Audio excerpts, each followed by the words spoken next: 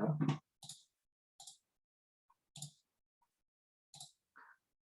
Ya, jadi hari ini kita akan membahas basic math-nya ya. Basic math. Jadi basic math untuk pertama probability, statistik, dan juga continuous random variables.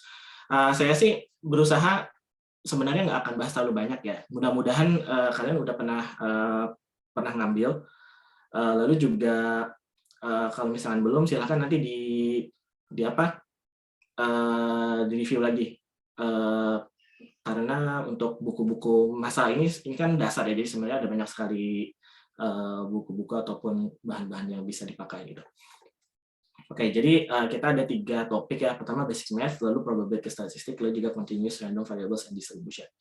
Untuk basic math-nya sendiri sih sebenarnya kita fokusnya intuisi ya. Jadi intuisi kenapa kita harus memakai equation ini, kenapa kita harus memakai math ini. Jadi itu lebih ke arah situ ya. Jadi kita nggak akan ngebahas lebih ke arah statistikanya karena habis waktunya.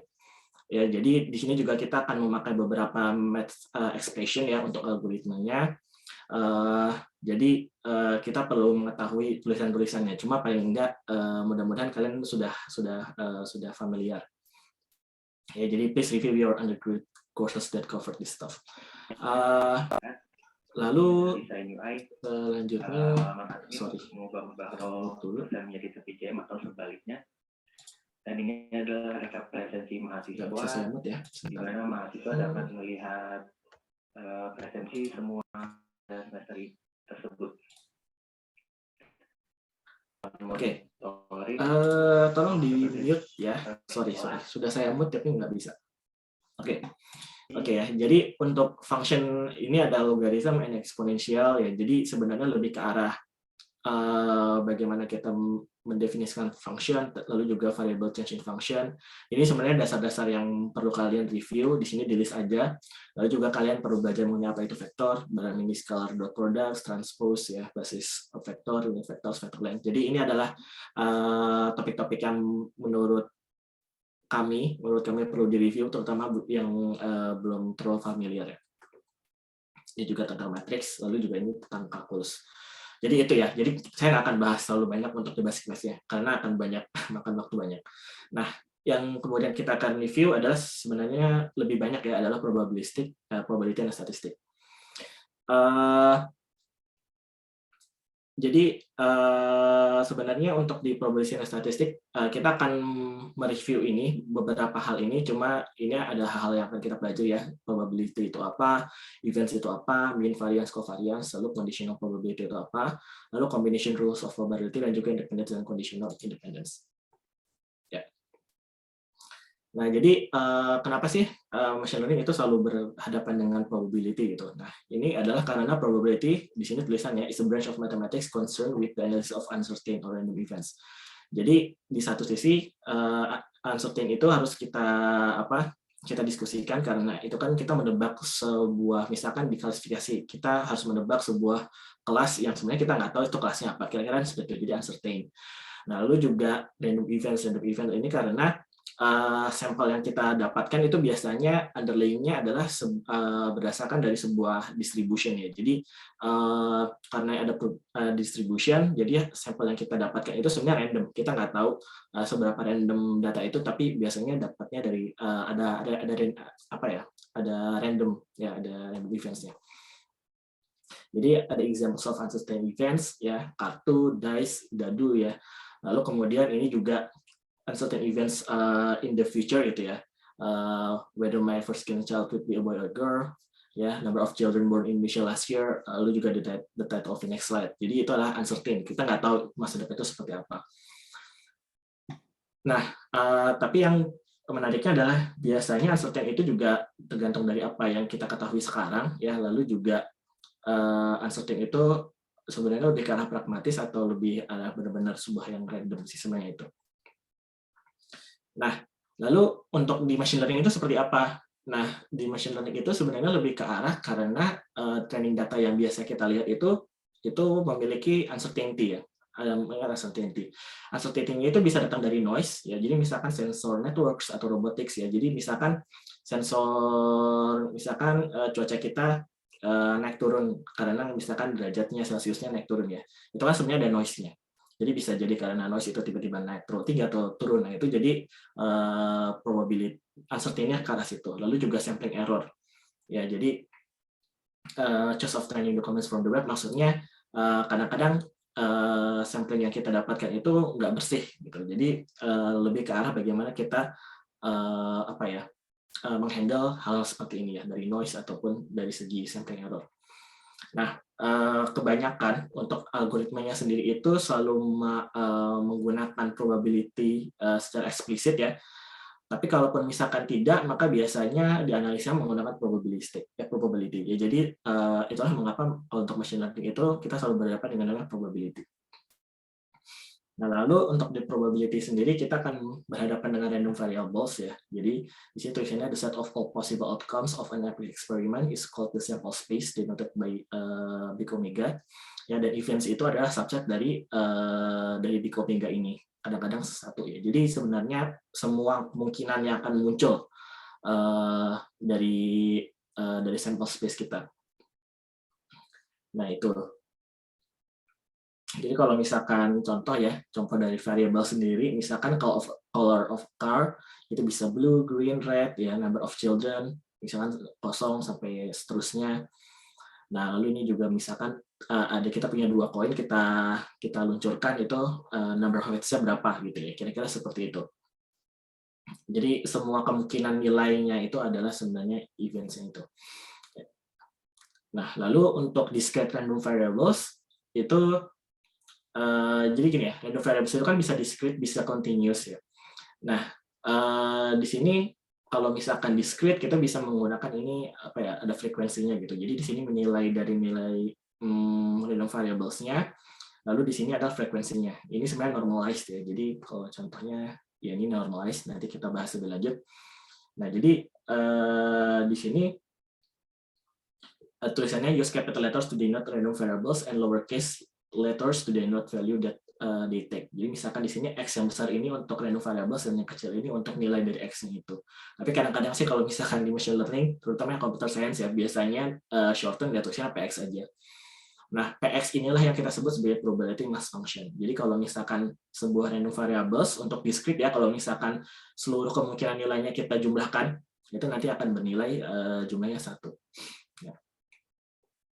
Nah, ini contohnya kita punya discrete distributions, misalkan kita contoh coin toss-nya 0, 1 gitu ya.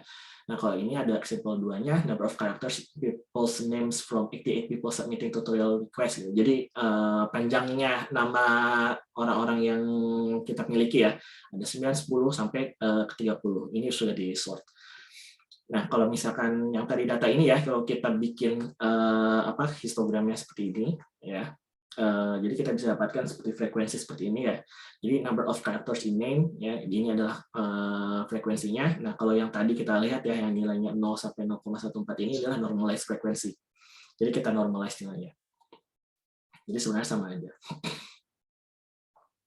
Oke, lalu selanjutnya setelah kita ngomong ke random variables ya, kita ngomongnya cuma satu, lalu juga ngomongin discrete seperti apa. Nah, misalkan kita memiliki dua random variables dan dua ini nilainya misalkan masing-masing beda ya. Jadi ini salah nih, harusnya not spam oh ya benar.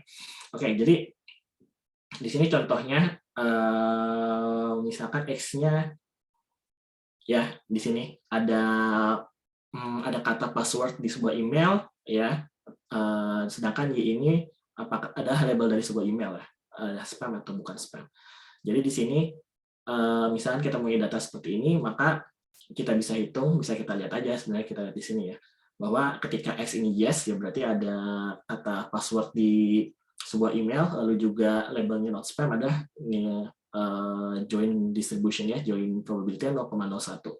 Artinya apa? Sangat rendah kalau misalkan ada sebuah email hitungannya ada password, lalu juga ada bukan spam, kemungkinan besar spam gitu kira-kira.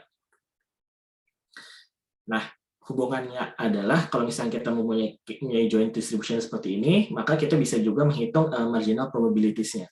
Nah, marginal probabilities ini kita hitung memakai sum of rule ya, sum rule. Jadi probability of X itu adalah summation dari join probability, lalu kita hilangkan salah satu dari dari random variable-nya ya. Jadi kalau kita misalkan ada join probability of Px, Y, maka kalau misalkan kita mau hitung Px-nya ya kita summation aja Y-nya. Ya, jadi ini contoh yang tadi. Nah, kalau misalkan kita mau hitung Px sama dengan yes ya, berarti Px sama dengan yes di sini ya berarti kan kita harus summation Px, Y, di mana Y-nya itu adalah not spam sama spam. Ya kan, jadi kalau misalkan di sini marginal probabilities-nya adalah tinggal ditambahin aja 0,01 tambah 0,025. Nah, kalau misalkan yang kita mau marginalkan adalah X-nya, ya di sini contohnya, ya berarti kita tinggal summation, kita lakukan summation terhadap random variable dari X-nya aja. Jadi di sini not spam, ya kita tinggal tambahkan nilainya PY sebenarnya not spam, koma Y-nya kan, koma X-nya itu Y sama 0, jadi tinggal ditambah aja, jadi 0,5 hasilnya. Jadi kira-kira seperti itu. Nah, lalu bisa dihubungkan lagi. Jadi yang tadi kita sudah belajar ya, marginal probabilities itu kita bisa hubungkan menjadi conditional probability. Ya, jadi kalau misalkan kita contoh ada X dan Y adalah dua disjoint subset ya variabel ya. Jadi lalu juga di sini such that, jadi maksudnya nilai dari P equal Y ya, Y sama dengan Y, jadi harus besar daripada 0. Jadi harus pernah terjadi ya, probability-nya lebih besar daripada 0. Maka conditional probability distribution-nya itu of X given Y sama dengan Y is given by kayak gini ya. Jadi kita itu ingin melihat probability dari X itu terjadi X di mana kita ketahui bahwa Y itu sama dengan Y ya. Kira-kira seperti itu. Nah, ini biasa seperti yang sudah saya bilang, biasanya kalau di computer vision ini suka dipermudah aja. Jadi di sini kita tulis P adalah X given Y ya, adalah equal-nya ada join probability yang dari X dan Y tadi dibagi dengan PY-nya. Ya. Nah, ini karena kita bisa bentuknya seperti ini lagi ya. Ya. Ini bisa kita dapatkan product rule. Jadi di product rule-nya itu kira-kira ya, maksudnya adalah ya Y-nya itu kita masukkan ke arah ke sebelah kiri ini. Jadi joint distribution-nya itu adalah perkalian antara conditional probability distribution-nya dengan PY-nya ya, yang given-nya di sini PY-nya. Atau misalnya bisa kita balik juga nih, ya PY given X dikali dengan PX-nya. Ya, jadi ini kalian coba latihan aja. Mungkin karena kita nggak ada waktu ya. Jadi kalian coba aja in the not spam or spam example, what is the Px equal yes given Y equals to, ini bukan ham ya, harusnya not spam. Ini not spam. Jadi kalian bisa tulis. Kalian bisa coba hitung memakai rumus yang ini. Nah, ini juga nanti kalau misalkan conditional probability-nya ya, untuk kita bisa marginalkan juga nih, untuk sebenarnya bukan marginal sih, tapi maksudnya kita bisa hitung kalau misalkan nilai kemungkinan X-nya kita hitung ya, kita summation itu adalah nilai akan sama dengan 1 untuk setiap nilai dari Y-nya. Gitu. Nah, selanjutnya rule yang selanjutnya adalah product rule. Bias rule. Jadi dari product rule ya, product rule itu kan ini ya, yang product rule seperti ini, maka kita bisa dapatkan bias rule. Jadi sebenarnya sih kira-kira dari sini ininya pindah ke sini lah kira-kira seperti itu. Jadi prior-nya kita pindah ke sini. Nah, ini jadi Py given X equals to di sini ada Px given Y dikali Py dibagi dengan Px-nya. Di mana ya denominatornya itu di sini ini adalah berdasarkan dari sum rule. Ya, ingat sum rule yang tadi. Jadi saling berkaitan nih, makanya kenapa satu-satu kita pelajari. Ya, yang ini adalah yang ini kita masukkan ke sini, ya ini marginal probabilities. Ya, lalu kemudian bisa kita masukkan lagi ya di sininya di mana produk ya betul di sininya ya, kita jadi joint distribution conditional probability-nya lagi. Ya, nah ini biasanya nanti ini sebagai note aja. Jadi ini biasanya almost intractable karena kita hampir nggak mungkin bisa mencari probability dari nilai-nilai observasi datanya itu sendiri. Jadi biasanya nanti ada kalau misalkan di advance itu nanti biasanya kita hitung pakai MC dan segala macamnya. Tapi itu di luar di luar topik ya. Nah, hubungannya apa? Jadi biasanya yaitu kalau di machine learning ya, yaitu denotes class label dan X itu adalah observasi. Jadi data-data yang kita miliki itu pasti biasanya kita X. Jadi sedangkan Y itu adalah class labelnya. Jadi di sini PY itu adalah prior distribution untuk labelnya, sedangkan PY given X ya, PY given X ini adalah posterior distribution untuk Y given ini bukan data point ya harusnya, ini harusnya observation that we see. Ya, jadi selalu ingat biasanya Y itu adalah label, X itu adalah data. Ya, ini nanti hubungannya untuk topik berikutnya nih, yang di MLE, maximum likelihood sama MIT. Ya, jadi bias rule ini salah satu konsep yang penting untuk diingat. Gitu. Nah, lalu ada konsep selanjutnya lagi, itu mengenai, sebentar ya, independence. Yang terakhir ya sebenarnya lebih ke arah untuk di probability-nya. Independence means that one variable doesn't affect affect another ya. Jadi kalau misalkan di sini tulisannya X is marginally independent of Y if, jadi kalau misalkan kita mempunyai PX given Y, tapi kalau misalkan ternyata dia marginally independent, berarti sebenarnya kita nggak perlu tulis ini. Jadi sama dengan PX ya. Jadi this equivalent to saying, jadi kalau misalkan di sini sama aja sebenarnya kalau misalkan kita memiliki ini, kan harusnya di sini PX given Y ya, tapi karena X dan Y itu marginally independent, maka kita bisa tulis P sama dengan X. Ya, sedangkan untuk yang kedua di sini is conditionally independent of X2 given Y if, ya di sini bisa kita lihat, jadi bisa kita keluarkan gitu. Kalau misalkan ada yang independen, di conditionalnya itu kita bisa keluarkan. Jadi walaupun di sini tulisannya PX1 given X2, Y itu, tapi ternyata X1 is conditionally independent of X2, maka ya hasilnya cuma PX1 given Y.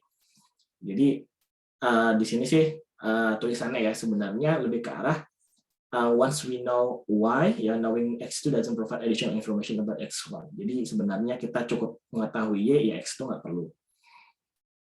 Kira-kira seperti itu. Nah itu sih sebenarnya, ini sebenarnya banyak banget untuk rule untuk probability-nya ya. Tapi ini kira-kira probability yang rules-nya penting. Jadi nanti kita akan cover lebih banyak di hari Kamis ya. Kalau ada pertanyaan juga bisa hari Kamis dengan Marshall. Karena kita mudah-mudahan bisa cover topik yang pertama dan topik kedua. Kira-kira sih seperti itu. Nah, lalu selanjutnya untuk continuous random variables and distribution. Nah, tadi kan yang kita sudah review sebenarnya lebih ke arah discrete ya, discrete. Nah, kalau misalkan kita memiliki sebuah random value R, ya example here, kita ingin kita mempunyai random variable. Sorry ya. Jadi di sini bisa dilihat kita memiliki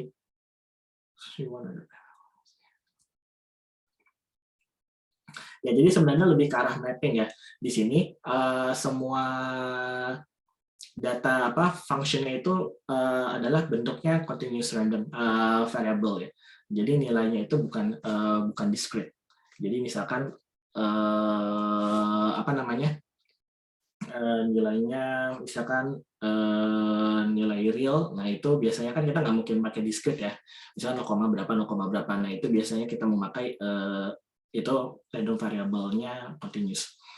Nah kalau misalnya di continuous case, PX-nya itu kan sebelumnya itu tadi tuh saya lupa juga.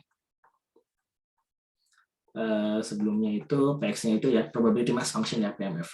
Kalau misalkan yang di sini adalah probability density function. Jadi densitasnya ya, probability density function. Nah, kalau misalkan kita mempunyai continuous random variable, kita hitung probability-nya itu dengan melakukan integral ya antara jarak A dan B-nya. Ya, jadi kalau di sini sih lebih ke arah kita harus menghitung jaraknya. Kalau misalkan kita fungsinya itu continuous. Nah, yang tadi sudah rule yang sudah kita pelajari tadi ya, mau itu Bayes rule, conditional densities, joint densities, itu semuanya juga berlaku di continuous random variable. Nah, ini kalau misalkan ini ya, ini contoh aja mean and variance-nya for continuous random variable, kita bisa hitung ini integralnya. Jadi mean-nya itu adalah integral dari x, nilai dari x, dan juga probability dari nilai x tersebut. Ya, sedangkan untuk variance-nya itu adalah integral dari mean yang tadi sebenarnya. Ya, integral dari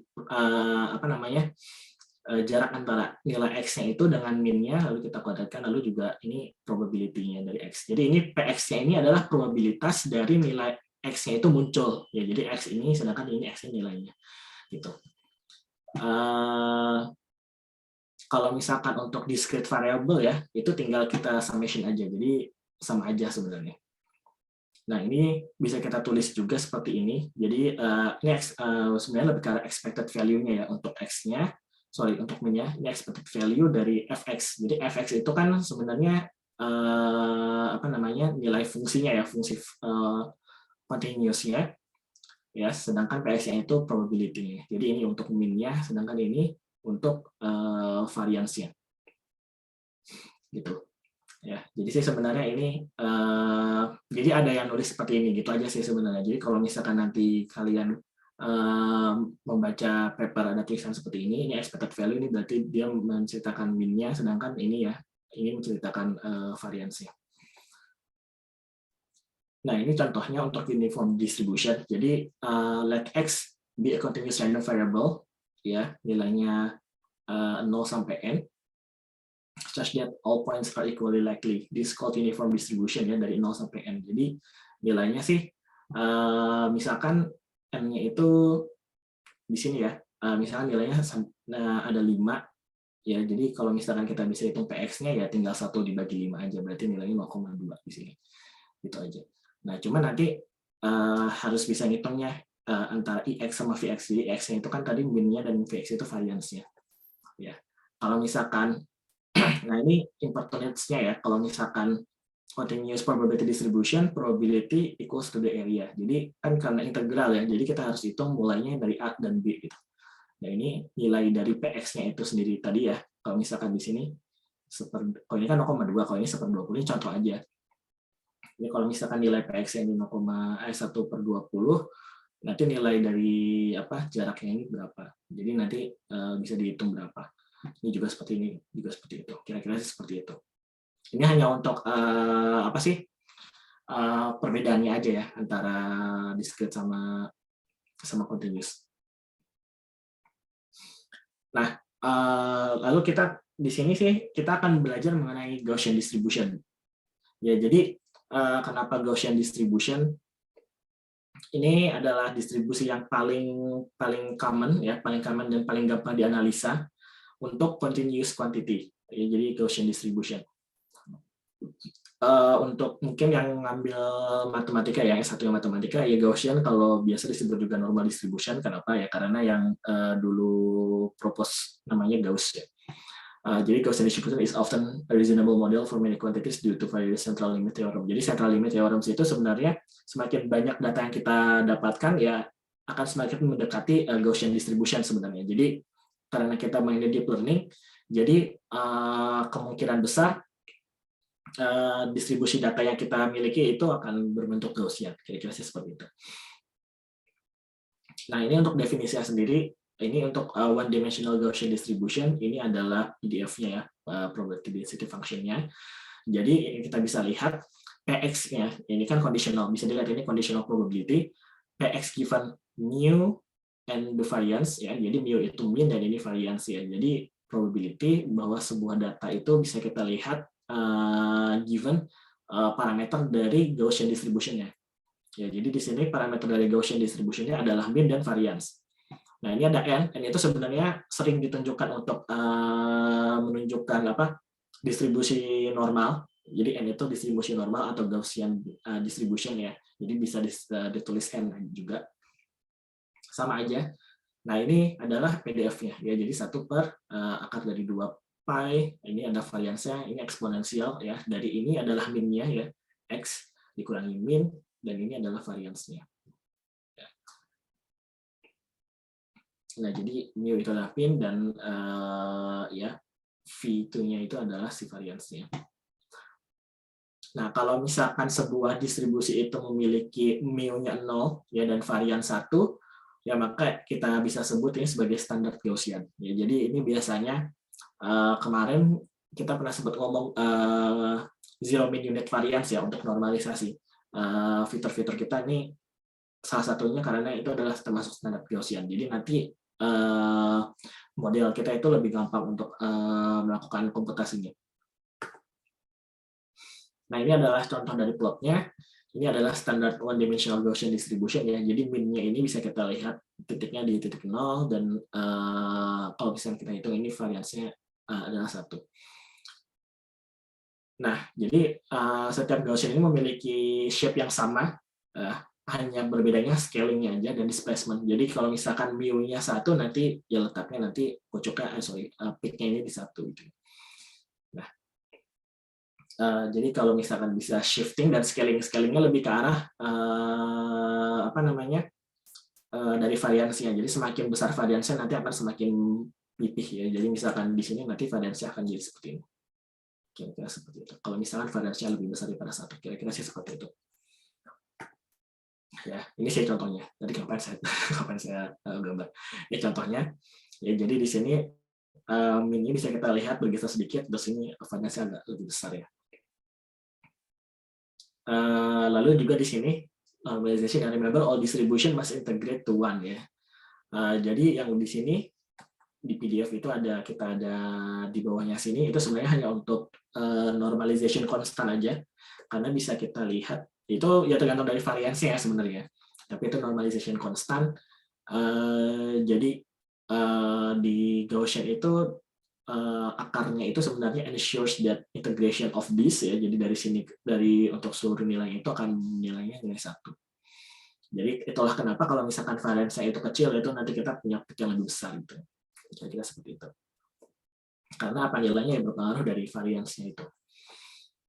Nah, lalu itu kan satu one dimensional ya. Jadi dalam artian fiturnya cuma 1.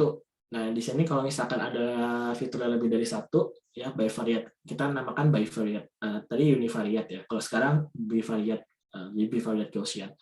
Jadi ada 2 nih. Ya, random variable ada 2, ada x1 sama x2. Nah, masing-masing random variabelnya ini punya Gaussian distribution. Ya, kalau misalkan x1 dan x2 adalah saling independen, ya maka sebenarnya tinggal bisa kita gabungkan gitu. Ini enaknya salah satu enaknya Gaussian distribution ya. Jadi kalau misalkan tiap dari fiturnya itu ya atau random variabelnya itu independen, itu Gaussian distribution tinggal tambahin aja. Ya, tinggal kita gabungkan aja seperti ini. Nah, nanti kalau misalkan kita mau tulisan kayak gini kan susah nih. Jadi ini bisa dilihat ya, X-nya itu dikurangi min-nya pertama, ini min kedua, ini varian 1, varian 2. Nah, kalau misalkan supaya lebih gampang, kita bisa tulis secara vektor dan matriks ya.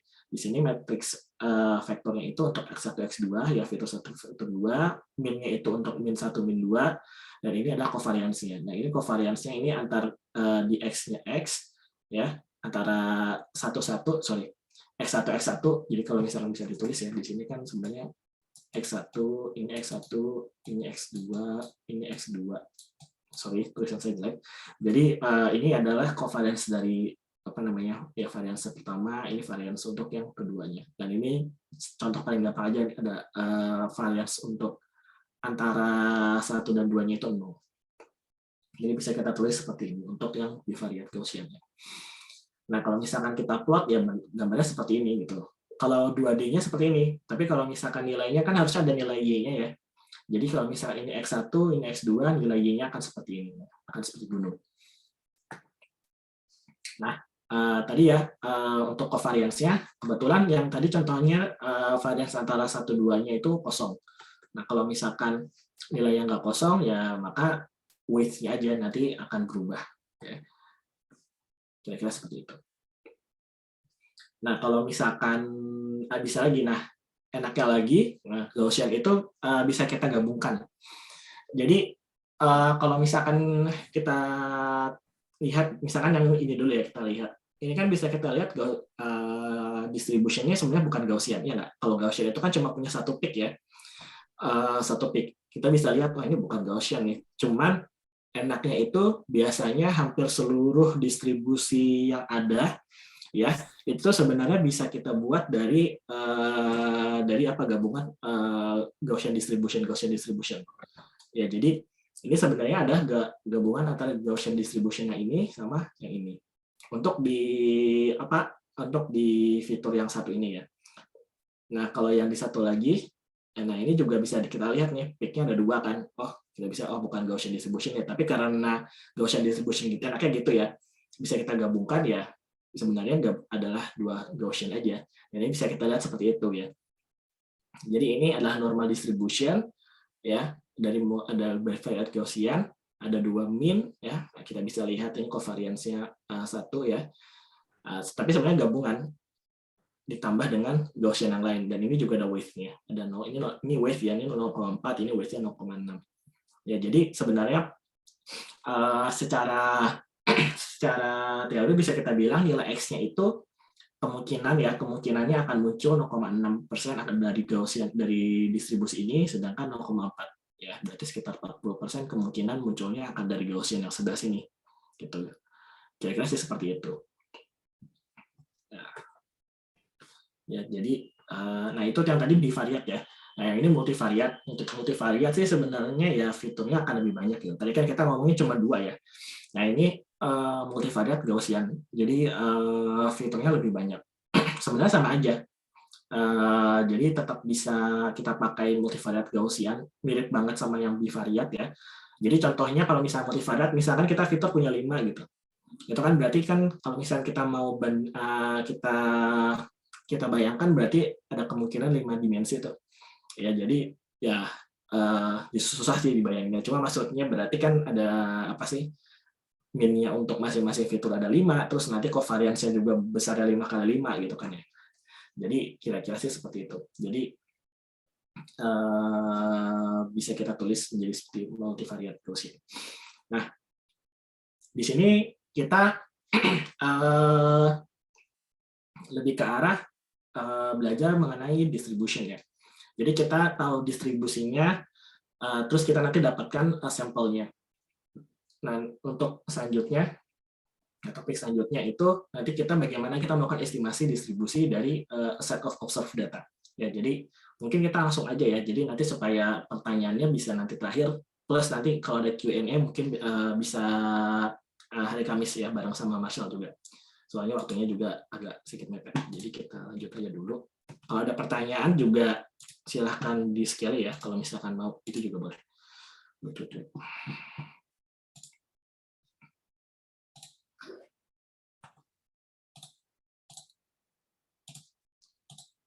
Oke, jadi ya mungkin topik yang sebelumnya agak sedikit boring ya, karena itu kan hanya basic, terus saya juga cuma walk over aja. Tapi di sini mungkin banyak hal yang baru kalau untuk di topik ini. Jadi topik selanjutnya adalah learning from data, terutama MLP dan MLP. Jadi nanti kita akan recap sedikit probability kalau sempat. Lalu kita juga akan bicara mengenai information theory, KL divergence, lalu kita akan belajar sebenarnya probability itu di machine learning itu ada 2 tipe ya, frequentist distributed Bayesian. Lalu nanti learning from datanya sendiri nanti akan berbicara mengenai MLE, maximum likelihood plus maximum posteriori. Ya. Nah ini juga ada acknowledgement-nya. Ini slide-nya saya ambil dari banyak tempat gitu ya. Ya jadi ini probability recap-nya. Tadi yang sudah dijelaskan ya, jadi bisa dibaca lagi. Nah ini tentang joint and conditional probability. Jadi sebenarnya bisa kita juga gambarkan menggunakan diagram Venn gitu ya, kira-kira seperti itu. Nah ini adalah illustration of probability distribution ya. Jadi ini probability distribution-nya, misalkan untuk PY, ya ini kan berapa banyak sampel untuk Y-nya, Y sama dengan 1, ini distribusinya, ini untuk yang kedua. Nah ini untuk yang nilai X-nya ya, jadi ini kan PX-nya, ini 1, 2, 3, 4, 5, 6, 7, 8, 9 ya, jadi ini adalah distribusinya. Sedangkan yang ini adalah distribusi untuk PX given Y equals to 1. Jadi kalau misalkan kamu mau lihat di datanya di sini sih tinggal hitung aja sebenarnya datanya. Berapa banyak data X-nya yang biru-biru ini saat nilai Y-nya itu 1. Jadi kalau yang ini kan kita hitung semuanya ya, untuk mau nilai Y1 mau Y2 sama aja. Kita lihat berapa nilai di sini, dari sini ya. Nah kalau misalkan yang ini kita lihat berapa sampel yang ada di dalam sini doang. Yang ini aja. Kira-kira seperti itu. Ini juga some useful probability rules ya. Jadi itulah kenapa saya kita review barusan ya, dari joint probability, conditional probability, lalu juga product rule, sum rule, lalu independent variables. Nah ini ada rule yang baru sebenarnya yang ada tambahan. Jadi chain rule. Jadi chain rule adalah repeated application of the product rule. Jadi kalau misalnya kita lihat product rule di sini ya, sebenarnya product rule itu kan lebih ke arah kalau ada kita punya joint probability, itu bisa kita buat tulis sebagai conditional probability-nya antara A given B ya dikali probability dari B-nya. Ya, jadi yang di belakang given value-nya itu kita taruh di PB-nya ini, itu ditulis di luar, di belakangnya. Begitu juga dengan ini ya. Kita bisa lihat yang di belakangnya itu kita bisa tulis sebagai probability A-nya sendiri. Nah, ini kan kalau misalkan kita cuma punya 2 random variable, ya kalau misalkan kita punya random variable lebih banyak gitu, misalkan jumlahnya D, itu bisa kita lakukan juga tuh product rule satu-satu. Jadi ya kita bisa tulis PXD ya, kita keluarkan given X1 to XD minus 1 ya, lalu kita sisanya yang di belakang ini, yang di belakang tulisan given-nya ini kita tulis di sini nih PX1 until PXD minus 1. Nah, terus bisa kita lakukan lagi nih, yang di sini kan masih ada nih, ya. Yang ada di sini kita keluarkan lagi PXD minus 1 given bla bla bla. Jadi ini chain rule. Jadi product rule-nya itu kita repeat terus, ya. Nanti hasilnya adalah kalau misalnya kita punya banyaknya D, ya bisa ditulis seperti ini. Nah, kalau misalkan kita punya 2, kita akan punya 2 contoh dekomposisi ya. Jadi kalau misalnya kita punya PA dan B, kita punya 2 contoh dekomposisi. Kalau punya PX, punya 3, contohnya gini ya, PX joint distribution dari PX, Y, dan Z, nanti ada 6 dekomposisi. Ya, nanti kalian coba cek deh, 6 dekomposisinya itu apa aja, kalau misalkan kita punya 3 random variable. Jadi ada 3 buah dekomposisi dari joint probability ini. Nah ini bias rule, ya tadi sudah kita bahas. Nah, jadi tadi yang sudah pernah saya bilang ya, jadi kalau misalkan di sini PB-nya ini sebenarnya kita tambahin sum rule-nya. Sum rule itu kan di sini ya, bisa kita marginalkan ya B-nya itu. Jadi kita summation dari nilai seluruh kemungkinan B-nya. Jadi kita tulis di bawahnya sini. Nah nanti PA-nya di sini ya, PA di sini is in the numerator of reflection is called the prior probability. Ya, ini penting ya, jadi harus diingat yang di sini ada prior probability. Nah yang di depan ini ya PB given A adalah likelihood ya, namanya ya, we call this likelihood, kita akan bahas nanti. Sedangkan yang di sini ya itu kita sebut sebagai posterior probability. Ya, the probability of A obtained after we observe the value of B. Ya, kira-kira seperti itu. Lalu yang ada lagi kita sebut independence ya. Tadi kita sudah bahas independence itu seperti apa. Jadi marginal independent itu kalau misalnya ini ada apa sih? Ada gambarnya ya, ilustrasinya. Jadi kalau misalkan conditional independent itu kalau misalkan di sini ya, kita punya random variables theta dan ada random variables x mulai dari x1, x2, xn. Nah, kalau misalkan masing-masing dari xn-nya ini independent, ya berarti masing-masing dari x ini hanya condition terhadap theta dan bisa kita tulis sebagai arrow ya. Jadi X1 itu condition to theta, X2 adalah condition to theta, ya, kira-kira seperti itu. Ini juga tadi tentang expectation variance and covariance ya sudah dibahas. Kira-kira seperti itu. Jadi tambahannya tadi cuma apa? Cuma chain rule ya. Nah, nanti mungkin siapa yang bisa kasih list di komposisi dari ini, ya mungkin bisa dikasih bonus lah. Tadi saya minta asisten ya, di skill. Oke. Selanjutnya kita akan bahas tentang information theory and KL divergence. Nah, mulai nih agak-agak menantang. Jadi sebenarnya information theory sih sebenarnya juga gampang, nggak terlalu susah. Jadi basic intuition dari information theory adalah learning that an unlikely event has occurred is more informative than learning that a likely event has occurred. Jadi apa, semakin eventnya jarang muncul, terus kita tahu bahwa event itu yang jarang muncul itu lebih banyak informasi dibandingkan event-event yang sering muncul itu muncul gitu ya. Jadi kira-kira seperti itu. Jadi kalau misalnya kita mau melakukan kuantifikasi informasinya tersebut, ya, likely events should have low information content, ya, less likely event should have higher information content, dan independent event should have additive information. Jadi kalau misalkan knowing that kalau misalnya kita dapat 2 head ya di 2 kali toss untuk koin gitu misalkan ya, yaitu informasinya sebenarnya harusnya kira-kira nggak terlalu jauh beda gitu, sama ada aditifnya. Kira-kira seperti itu. Nah, lalu kalau misalkan di self information itu kan kita udah tahu probability-nya ya. Di probability-nya kita bisa hitung ada probability dari X-nya, nilainya itu muncul probability-nya berapa. Nah, nilai dari informasi dari event-nya itu bisa kita hitung menggunakan self information ya. Jadi kita bisa hitung menggunakan minus log dari nilai probability-nya sendiri. Ya, jadi semakin jarang. Jadi kan kalau misalkan PX-nya itu sendiri kan harusnya kan semakin jarang nilainya, gimana saya nulisnya?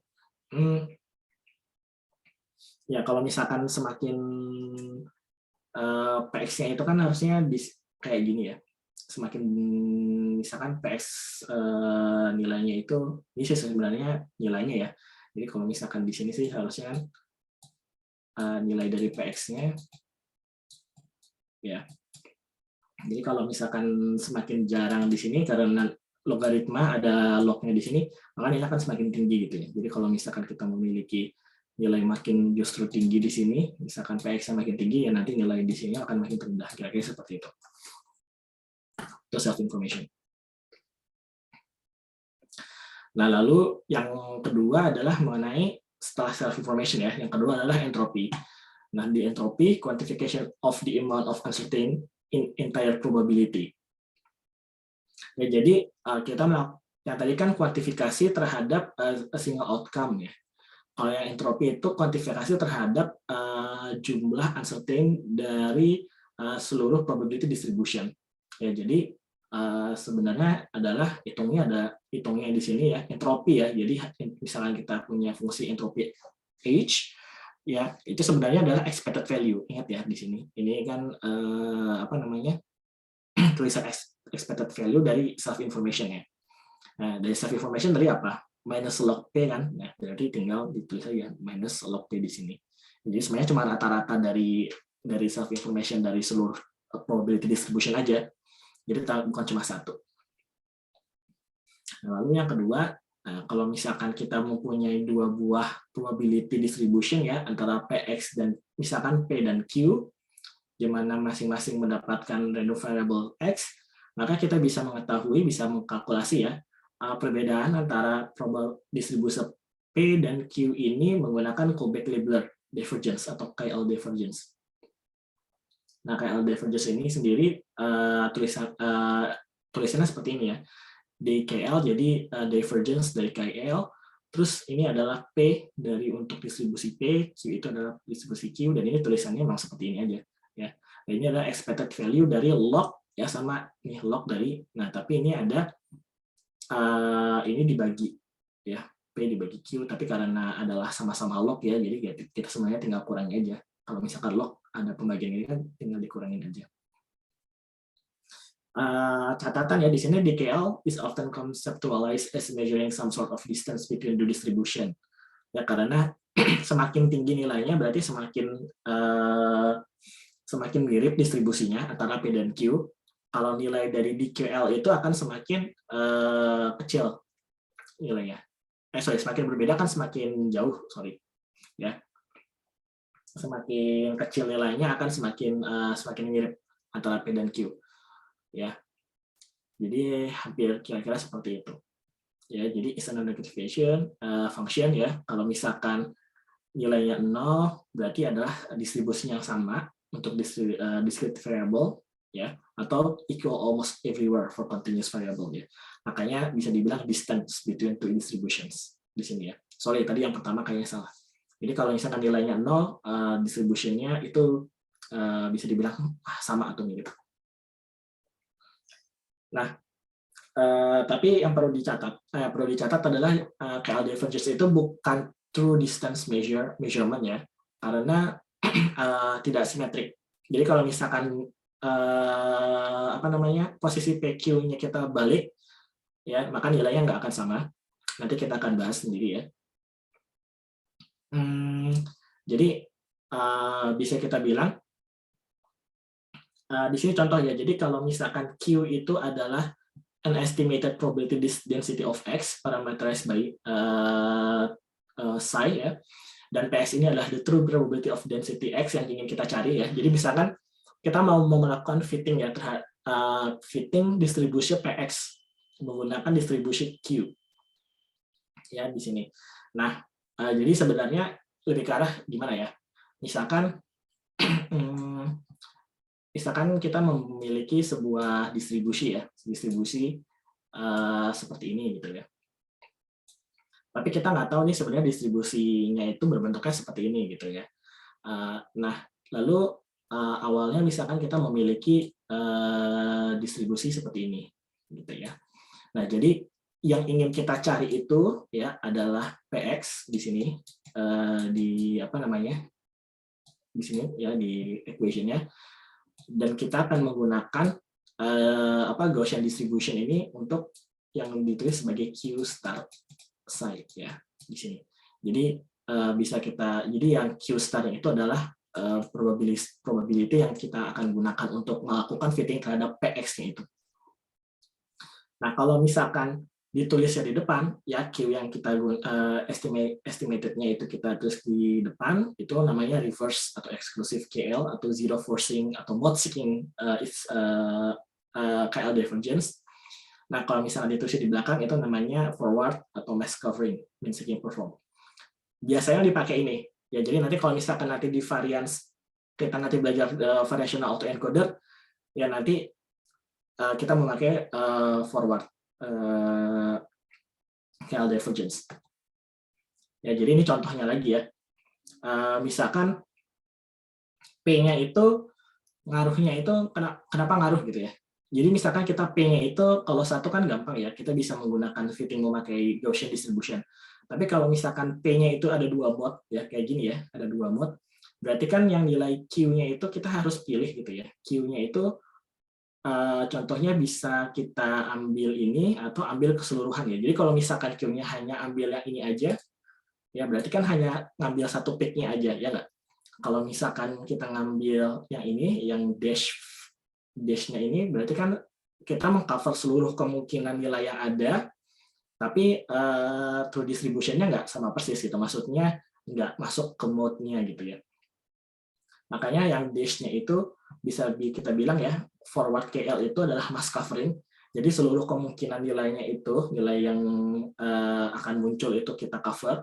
Sedangkan kalau misalkan kita tulis di depan itu, kita sebut sebagai reverse KL, ya itu hanya salah satu mode aja yang kita ambil. Modes yang lain itu nggak akan muncul ya. Kan ingat ya kalau modes itu kan ada dua.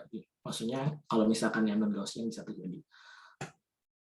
Nah, ini ilustrasinya ya. Jadi bisa kita lihat Q-nya itu di mana tergantung nanti nilainya akan semakin tinggi gitu. Jadi kalau misalkan yang Q, contoh ya Q yang di belakang itu kan forward ya, ingat ya. Q yang di belakang itu forward, kalau Q-nya di depan itu reverse. Nah, ini contohnya. Kalau misalkan seperti ini ya, lihat jarak akan semakin jauh karena pas waktu forward ya, jarak akan semakin jauh. Kira-kira seperti itu. Ini untuk ilustrasi aja.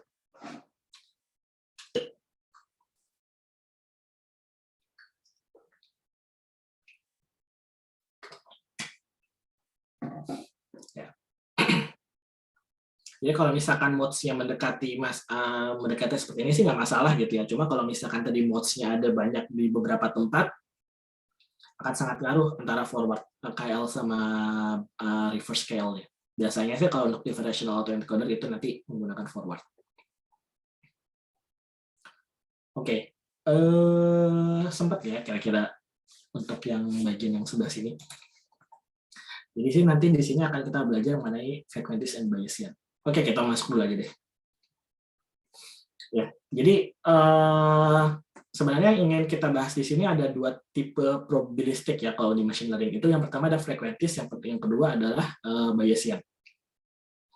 Jadi misalkan kita punya koin, kita flip ya, nilai heads-nya itu 1, tails-nya itu 0, lalu kita flip koinnya n times ya, lalu kita kita hitung average-nya, lalu kita do this again and again. Jadi ini ada trial 1, 2, 3, 4, 5, ini n-nya dari 10 sampai 10.000, ini adalah nilainya gitu ya. Nah, walaupun dari nilai trialnya different results, trends-nya ada ya. Trennya adalah kalau misalkan semakin banyak nilainya ya, akan semakin banyak n-nya akan mendekati nilai dari probabilitas sesungguhnya yaitu 0,5 ya. Sedangkan kalau misalkan kita cuma coba sedikit, nilainya jadi sedikit bias gitu. Contohnya ini nilainya 0,6, ini dari 0,2 gitu. Nah, kalau n-nya itu mendekati tidak hingga, maka apa yang akan terjadi gitu. Nah, ini adalah frequency probability ya. Jadi kalau misalkan ini number of flip ya, ini adalah number of flip-nya, ini adalah average-nya ya, semakin banyak ya, ini 10 pangkat 6, maka nilainya akan makin mendekati nilai sesungguhnya yaitu 0,5 itu. Nah, ini adalah number of trial gitu. Jadi kalau misalkan trialnya kita coba-coba lagi ya, nilainya kalau misalkan number of flip-nya sedikit, average value-nya akan bisa di mana aja gitu. Bisa semakin dari sini ya, bisa 1 ya, bisa 0. Nah, kalau misalkan di sini semakin banyak akan semakin mendekati nilai dari average-nya. Nah, inilah frequency probability ya.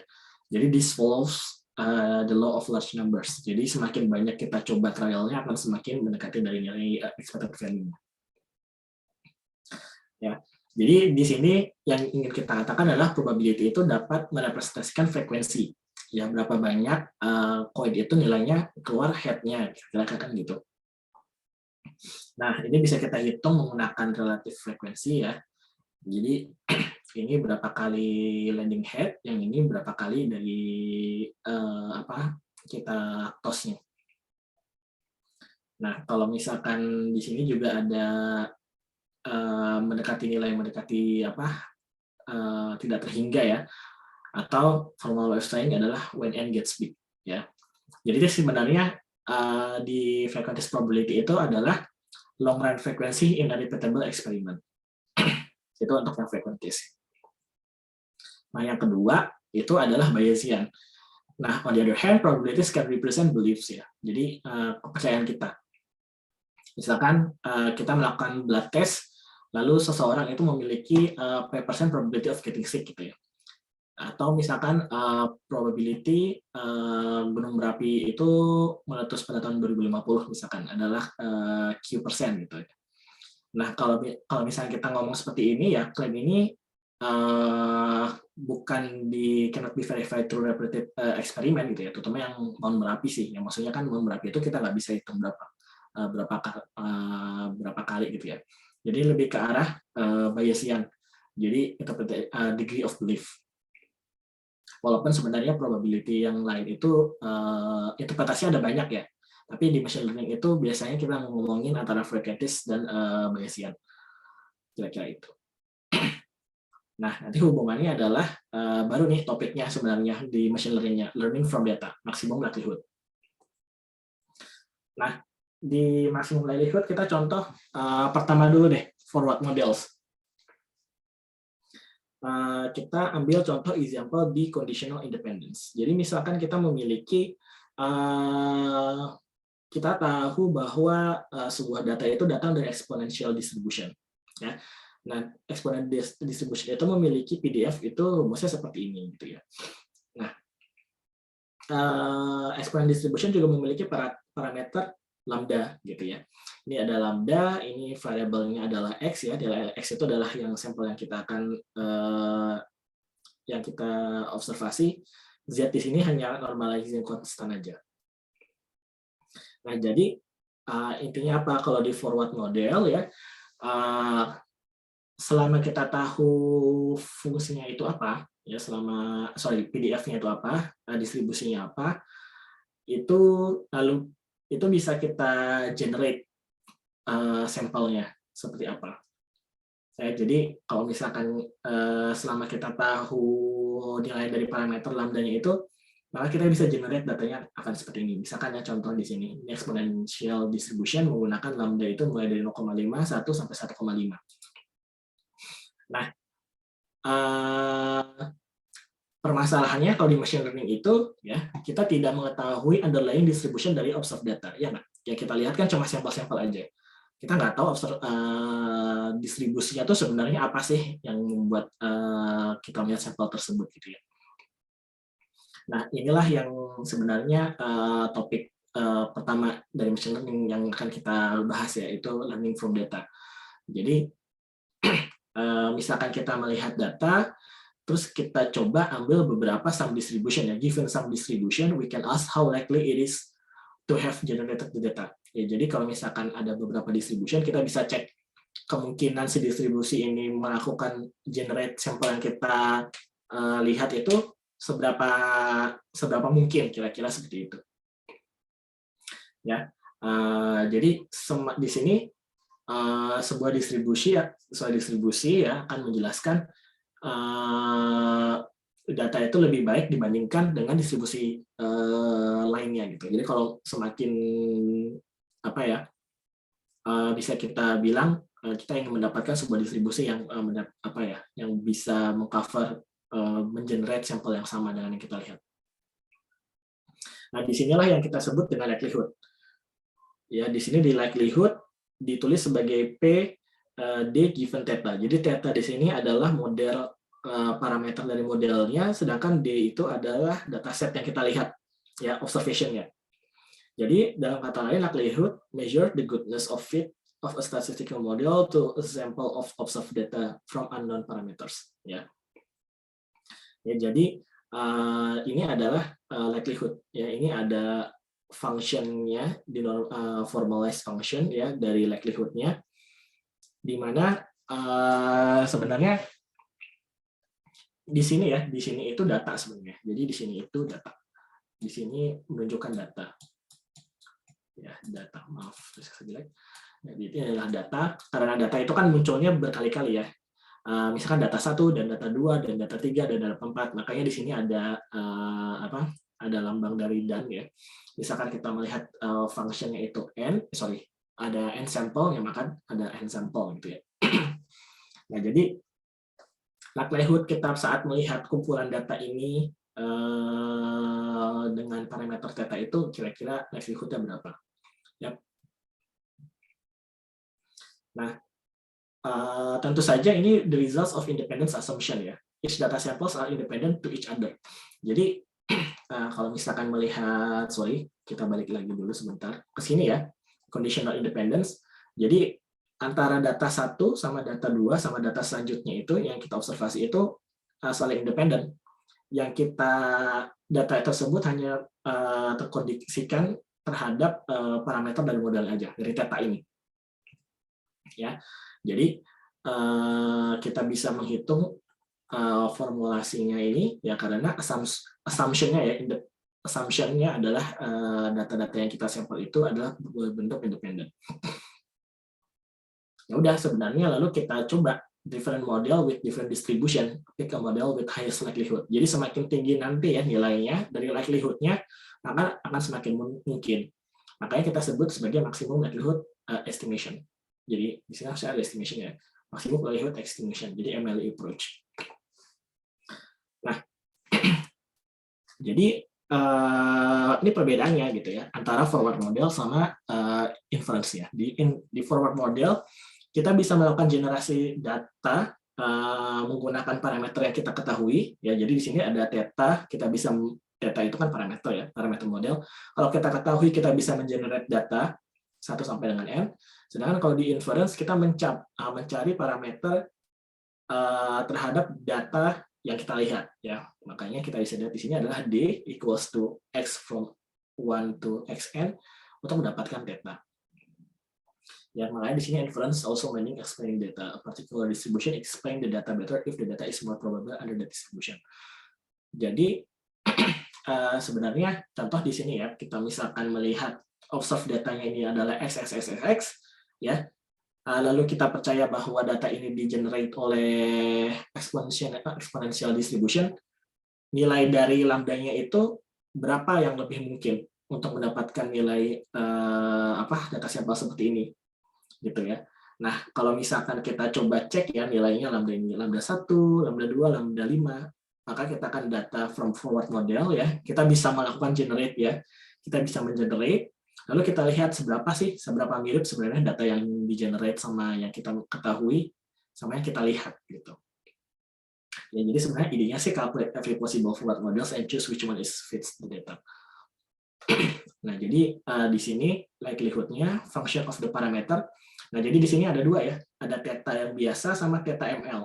Theta ML ini adalah theta yang sudah diestimasi menggunakan maximum likelihood. Ya, jadi estimated parameternya. Di sini estimated parameternya itu yang melakukan mencari maksimum dari nilai dari si theta itu menggunakan likelihood ya. The likelihood of data given data. Jadi kita bilang likelihood itu bukan data given x ya, tapi kalau kita menggunakan maximum likelihood, kalau kita membicarakan likelihood, maka likelihood of data given d. Ya, bukan not likelihood d given theta. Ini agak suka kebalik. Oke, jadi misalkan contoh ya. Misalkan kita melihat contoh data seperti ini 1 0 0 1 0 1 0 0 0 0 bla. Dengan total 20 observasi. Jadi ini ada 20 observasi ya. Kan kita bingung, ya nggak? Ini datanya distribusinya dapatnya dari mana ya? Kan kira-kira seperti itu sebenarnya. Machine learning kan gitu sebenarnya ya. Nah, kita bisa membuat hipotesis nih. Ya, tadi kan distribusinya kita kira-kira. Misalkan model pertama didapatkan dari Faircoin. Ya, jadi 1 adalah head, 0 adalah tail. Ya. Lalu model kedua, mungkin dari DAI nih, dari dadu. Nilainya 1 kalau dapatnya 1, ya 0 kalau misalkan bukan 1. Ya. Lalu misalkan 3, model ketiga, double-headed coin. Double-headed coin itu maksudnya masing-masing sisinya itu sama gitu. Jadi sama-sama tail atau sama-sama head gitu ya. Jadi ini adalah head sama tail.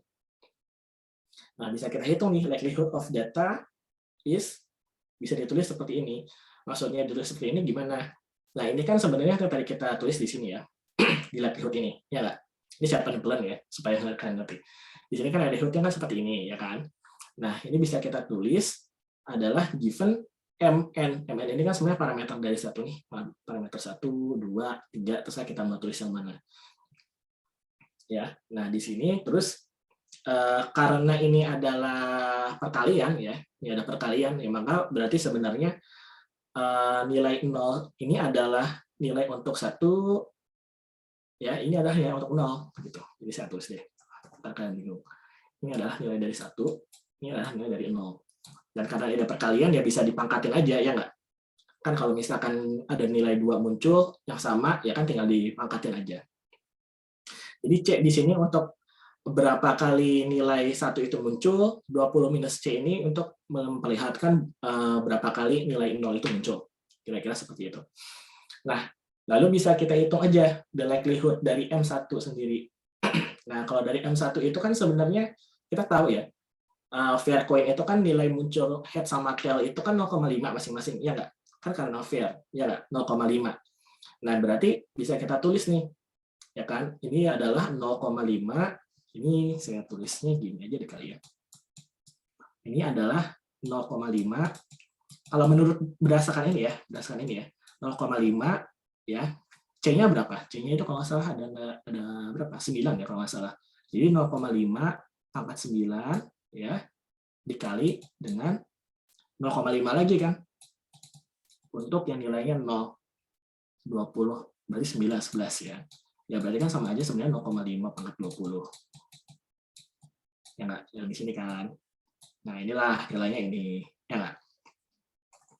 Nah kalau yang M2 itu gimana likelihood-nya? Ya sama kayak gini. Kemungkinan untuk mendapatkan nilai 1 menggunakan model seperti ini berapa? Nah kita harus lihat nih. Model ini nih. Ya. Nilainya bakal nilai 1 berapa kemungkinan? 1/6 kan? Ya enggak? Karena kemungkinan untuk mendapatkan nilai 1 antara 6. Kalau dadu kan 6 ya, berarti kan nilainya kemungkinan 1/6. Sedangkan nilai untuk kemungkinan untuk mendapatkan 0 adalah 5/6. Ya enggak? Oops, sorry. 5/6. Ya enggak? Jadi makanya ada 1/6 di pangkat 9 untuk nilainya 1 ya, sedangkan 5/6 pangkat 11. Jadi nilainya sekian, kalau itu sekian. Nah ini yang ketiga adalah likelihood dari nilainya yang ketiga. Ya kalau misalkan double headed coin, headed-nya kan berarti kan head-nya selalu muncul, ya enggak? Makanya 1/9. Karena harus 1 terus, karena double headed coin kan berarti koinnya hanya ada yang sisi 1 head, yang satu sisi head lagi. Berarti pasti muncul head kan. Jadi ada 1/9 dikali 0/11, karena nggak mungkin keluar tail, karena kita nggak punya tail di double headed coin, ya kan? Jadi nilainya 0. Nah yang paling gede nilai yang mana? Dari 3 model ini, yang nilai likelihood yang paling gede mana? Yang 1 kan? Ya kan, yang paling tinggi kan 1. Nah berarti kemungkinannya apa? Kemungkinan bahwa data ini muncul dari model 1 di generated from Faircoin adalah mungkin, maksudnya lebih mungkin dibandingkan model-model lainnya. Kira-kira seperti itu. Nah, ada lagi sebenarnya. Kalau ini kan model yang sudah kita buat ya, entah itu coin, entah itu dadu. Nah, ini adalah kita gunakan Bernoulli distribution. Ya, tadi kita lihat kan, kita kan tadi contohnya pakai Gaussian distribution, pakai exponential distribution ya. Nah, kita pakai Bernoulli distribution. Seberapa mungkin sih sebenarnya data ini yang kita lihat itu berdasarkan sebenarnya dari Bernoulli distribution. Nah, Bernoulli distribution itu seperti apa sih? Nah, kita harus tahu probability mass function-nya seperti apa. Nah, probability mass function-nya itu adalah seperti ini. Ya, bisa dilihat sebenarnya mirip kan ya sama likelihood yang tadi sebelumnya ya, mirip sama persis. Nah, bedanya itu sudah dideskripsikan secara otomatis. Maksudnya udah ada yang mendeskripsikan Bernoulli distribution itu seperti ini, BMF-nya. Nah, di sini adalah N-nya adalah continuous n tosses, berarti N-nya 20 ya. Sedangkan C-nya itu adalah banyaknya 1, ya berarti ini adalah banyaknya apa? Banyaknya 0. Nah, datanya itu apa? Nah, datanya itu adalah sebenarnya dari nilai Nah, dihitung nih sebenarnya nih MLE hipotesisnya. Kita melakukan sebenarnya penurunan ya. Penurunan terhadap nilai dari theta ini untuk mendapatkan maksimumnya. Jadi dari PMF ini kita harus hitung penurunannya. Jadi ya, log dari D equals to given M theta ya, diturunkan terhadap D theta. Nah, nanti kalian bisa cari kok atau hitung sendiri ya. Penurunannya jadi dari sini nanti akan diturunkan seperti ini. Nah, tetanya itu nanti didapatkan ternyata theta head-nya itu adalah C per N. Ya, C per N. Jadi C-nya itu adalah banyaknya 1, sedangkan N-nya adalah banyaknya banyak observasi. Nah, berarti nilainya berapa? Kalau ini C-nya tadi adalah 9, N-nya 20. Ya, berarti kan 9/20. Nilainya lebih gede nggak daripada yang ini? Lebih gede kan? Nah, berarti karena nilai T dari head-nya itu nilai MLI-nya lebih gede ya. Jadi nilainya ini kalau kita hitung nanti theta head atau sama dengan MLI-nya ya. MLI-nya adalah 9/20. Ya, 9/20 kan sudah pasti lebih jelas, lebih besar daripada ini. Berarti apa? Sebenarnya data ini lebih mungkin dimunculkan dari Bernoulli distribution dibandingkan ke semua 3 model ini. Kira-kira seperti itu. Nanti penurunannya saya skip ya buat kalian latihan.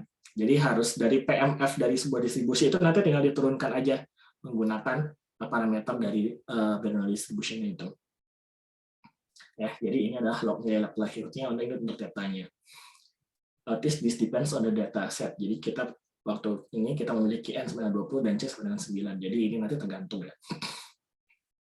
Jadi sebenarnya nanti datanya itu lebih mungkin 0,5 sebenarnya kalau datanya lebih banyak, kira-kira seperti itu. Oke, karena waktunya nggak cukup ya, jadi di situ aja dulu. Nanti hari Kamis kita akan teruskan. Jadi ini kan MLI terhadap model kita sendiri dan juga ini Bernoulli distribution ya. Sedangkan tadi kan kita membahas Gaussian distribution itu sebenarnya yang lebih penting gitu. Jadi nanti kita akan melihat maksimum likelihood kalau misalkan Gaussian distribution seperti apa, lalu nanti kita akan gabungkan ke bias and influence ya. Kira-kira seperti itu. Lalu nanti mungkin kalau ada pertanyaan bisa langsung saya handle ke Marshall ya. Mudah-mudahan nanti akan lebih paham lagi. Oke, gitu aja sih. Mohon maaf ya, nggak ada Q&A dulu untuk pertanyaan untuk pertemuan hari ini. Kalau ada pertanyaan silahkan lewat Skille, lalu juga nanti bisa dikumpulkan dulu, nanti kita akan bahas bersama-sama dengan Marshall. Kira-kira sih seperti itu. Soalnya waktunya sudah tidak cukup. Mungkin itu aja. Pak Wisnu, ada sesuatu hal yang ingin disampaikan dulu, Pak Wisnu?